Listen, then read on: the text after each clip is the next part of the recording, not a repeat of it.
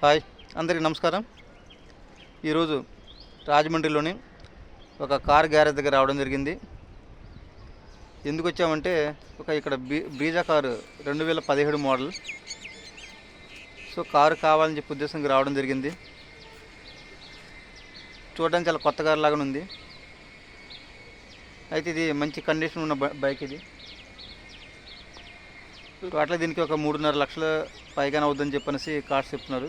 So ఇది కొనాలా వద్దని చెప్పనేసి ఉద్దేశంతో ఇక్కడ రావడం జరిగింది. కారు కూడా చూసాను, చాలా బెటర్గానే ఉంది. మంచి కండిషన్లో ఉంది కారు.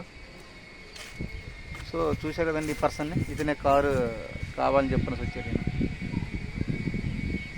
సార్ చెప్పండి సార్, ఎలా ఉంది సార్ కారు? ఇది కార్ అయితే చాలా బాగుందండి. మరి రేటే కుదరట్లేదు.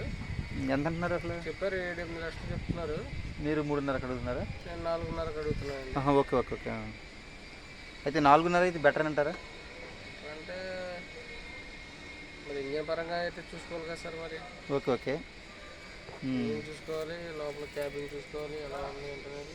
ఇంకా మార్పు చేర్పులు ఏం చేయాల్సి ఉంటుంది ఇందులో? ఇంకా అంటే స్టీరింగ్ సంబంధం కానీ అవసరం లేదండి, అన్నీ బాగానే ఉంటుంది.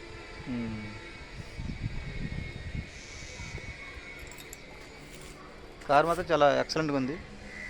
సో తీసుకోవడానికి వచ్చారు, కానీ రేట్ అనేది సెట్ కాకపోవడం వల్ల రిక్వెస్ట్ చేస్తున్నారు. బట్ ఇస్తే బెటర్గా ఉండదని చెప్పేసి నా ఆలోచన.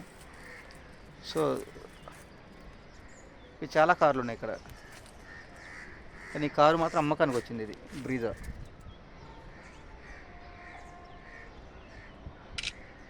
దీనికి ఎటువంటి వారంటీ కూడా లేదు. సో ఆ ఉద్దేశంతో ఇక్కడ ఇన్ఫర్మేషన్ రావడం ద్వారా ఇక్కడ కారు కొనడానికి ఇక్కడ ఒక పర్సన్ రావడం జరిగింది. అతనితో ముఖాముఖిగా ఇంటర్వ్యూ చేయడం జరిగింది, కానీ అతను అనుకున్న రేటుకి కారు రాకపోవడం చాలా విచారకరం. సో నెక్స్ట్ టైం చూద్దామండి. సలీం గారు.